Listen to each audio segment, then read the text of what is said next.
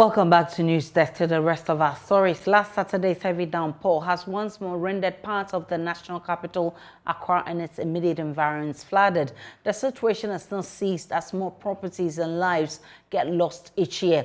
Speaking on the probe over the weekend, a drainage engineer from Garrett Project, Kodwo Keelson, blamed the situation on indiscriminate disposal of rubbish, saying strategies implemented over the years has not yielded the required results. He suggests reinforcement of flooding policies and proper disposal of waste as possible solutions to curb the problem.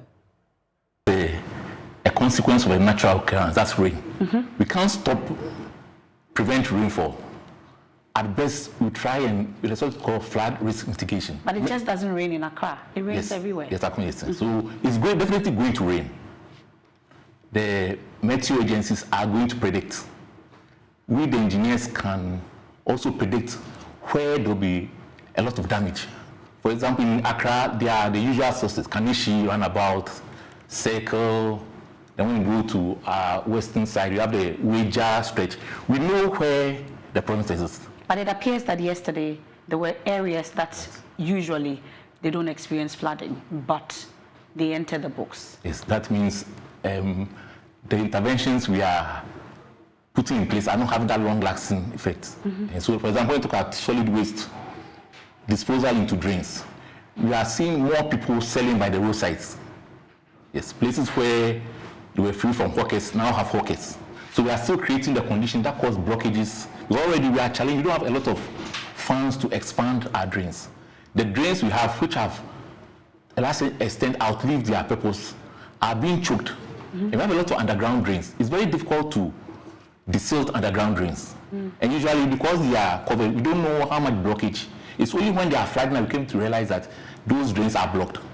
Yes, so that's one of the practical problems we have here, that we are encouraging, or maybe people are not obeying laws, or I don't want to talk about enforcement and people not obeying.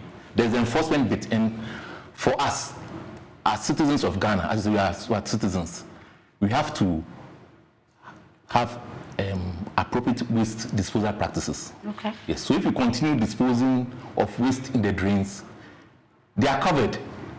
We will not know, but when the flood waters come, the water will flood upon the area, and we'll see the consequences of our poor solid waste practices. Engineer Keelson also says decongesting highly populated areas is another option to solving the problem. Kanishi market stretch. Yes, we've reached a place where the engineering interventions have reached its limits. What do you mean? Means the place is heavily built up. There's lack of green areas that will cause water to infiltrate. We have a market, high density of people. We have a market, we have a lorry station.